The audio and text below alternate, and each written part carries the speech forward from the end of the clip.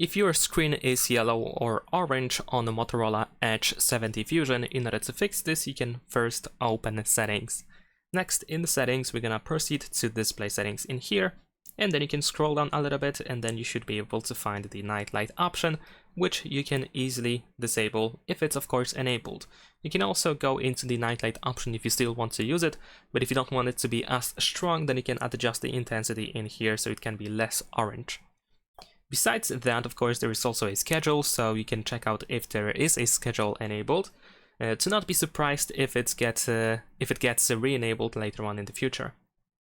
Now, if nightlight is not the reason why your screen is so yellow or orange, you can also go to colors, and in here you can check the color temperature adjustment. If it's like warm or just straight up over here, then of course you might feel like the screen is a little bit too yellow.